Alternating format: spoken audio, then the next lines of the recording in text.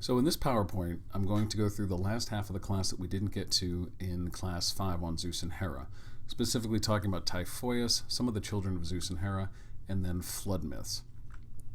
Typhoeus, as we discussed in class, is a monster born of Gaia, designed to try and challenge Zeus for his supremacy after the defeat of the Titans. You can see here on this vase, Typhoeus on the right and Zeus on the left. Zeus canonically holding his thunderbolt, bearded, wearing his cloak with the long hair.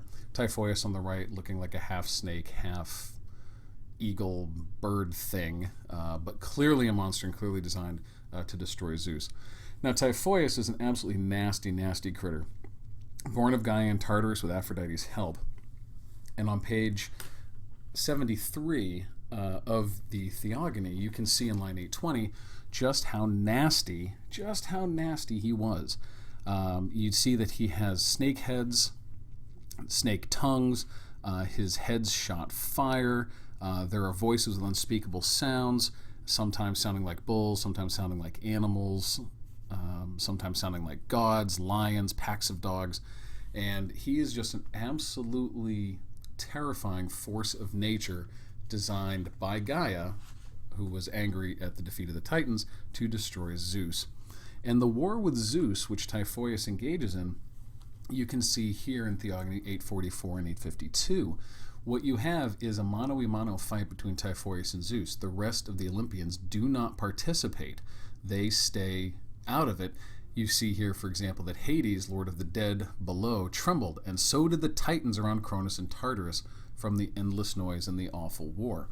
Unlike the war against the Titans, unlike the war against the giants, which we're not going to cover, Zeus has to fight Typhoeus on his own. And he does defeat him, and when he defeats him in a manner very, very similar to what Heracles is going to do later with Echidna, with the Hydra. And he basically defeats one head at a time, cauterizes the wound, and then defeats him. And this is in the latter half of your reading from today.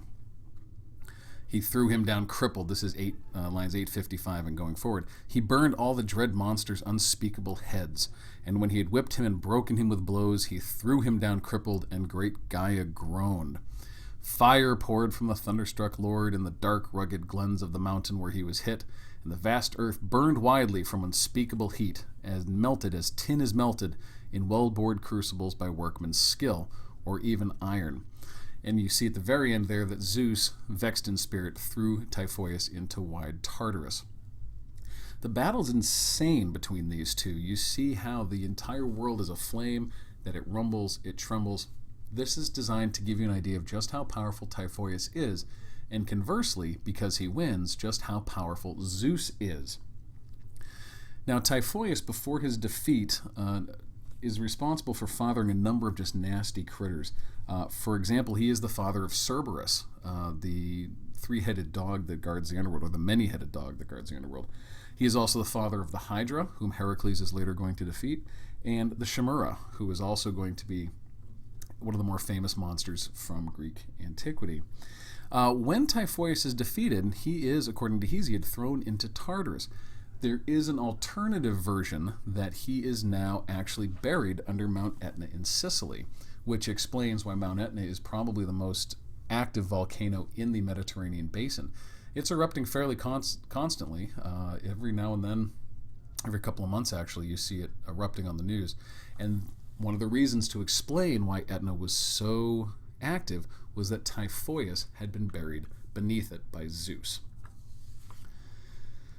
Now, the interesting part for where we go forward is after the defeat of Typhoeus, Zeus's reign is fairly secure, and it is only after Typhoeus that Zeus and the rest of the gods divide up the world into the world that we know. And you can see at the very end of your reading, but when the blessed gods had finished their work and decided the matter or rights with the Titans by force, they urged wide-seeing Olympian Zeus to be king and to rule the immortals by Gaia's advice, and he divided their honors among them.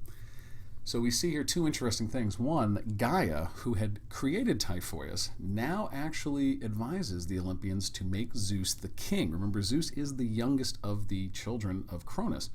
That Gaia is the one who convinces the rest of the gods to make Zeus the king, and that the gods were not born into their domains. Zeus himself divided the honors among them at the end of the war. And this is why Poseidon, for example, gets to be the god of waters, the god of earthquakes, that sort of thing. And all the other gods get their domains.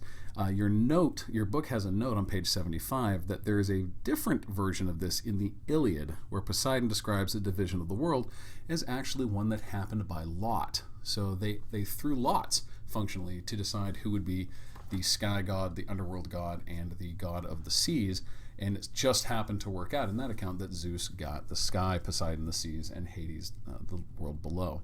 But according to Hesiod, in this account, it is Zeus who divides up all of their honors among them.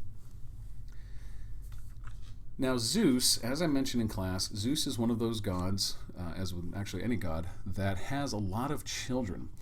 Some of the divine children of Zeus are some of the more famous deities that exist. Athena, who is the daughter of Metis, the personification of cleverness. Hermes, by a nymph named Maia. Apollo and Artemis by Leto.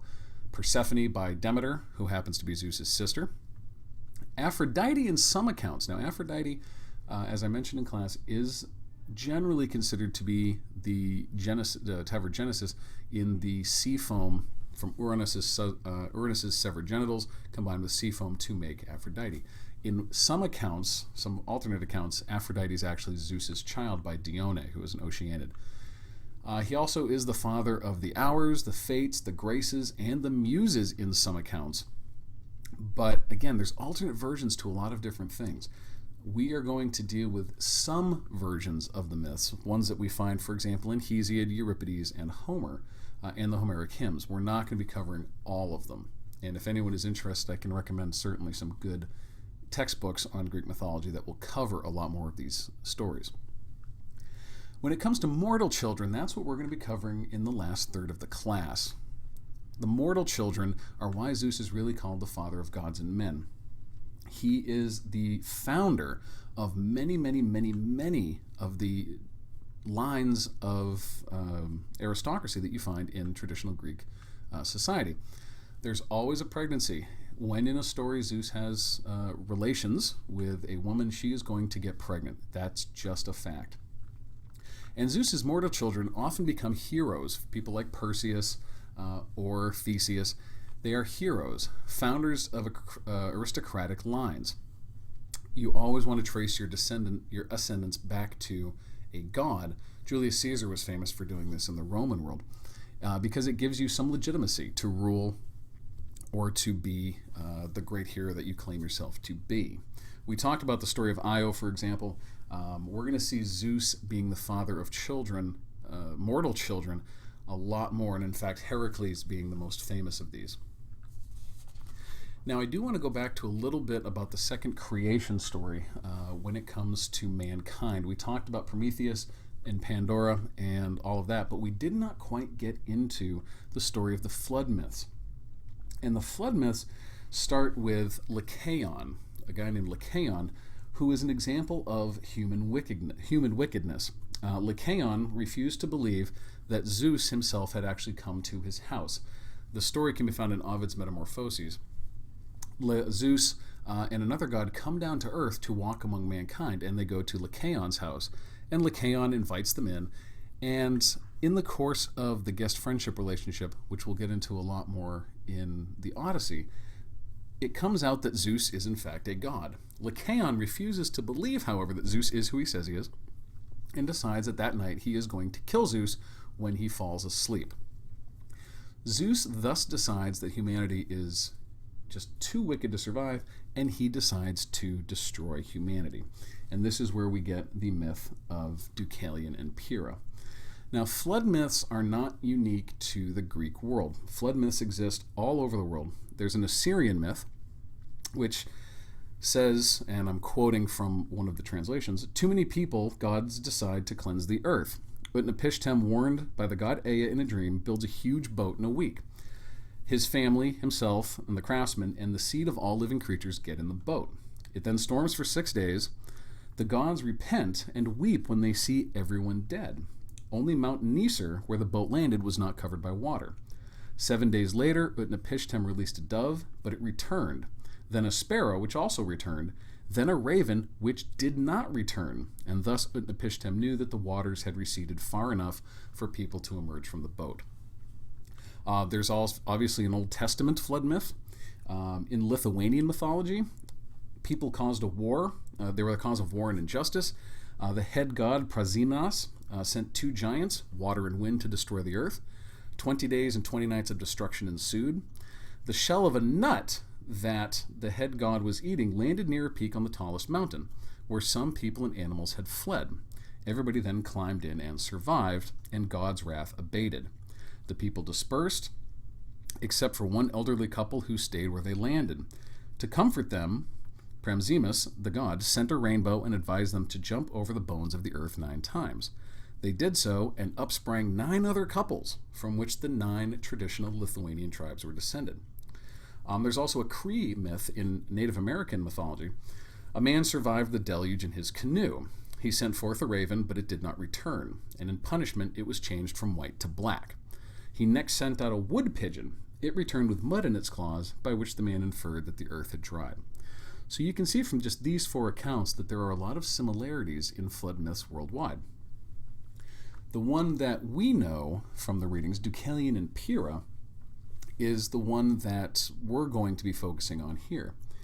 Deucalion, the son of Prometheus, and his wife Pyrrha were the only survivors of a flood. And you can read this again in Ovid's Metamorphoses. When the flood waters receded, Deucalion and Pyrrha were told to cast the bones of your mighty mother behind your back.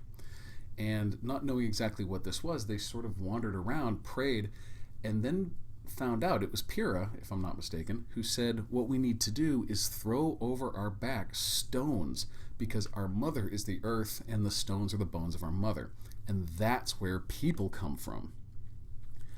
Now, these flood myths that go along, there's a lot of different explanations that have been put forth. Obviously, one of them is maybe there was actually a flood, and some of the evidence for that is fossils. You can find fossils everywhere, and how else do you explain the fact that you're finding the remains of fish on a mountain if there wasn't actually a worldwide deluge?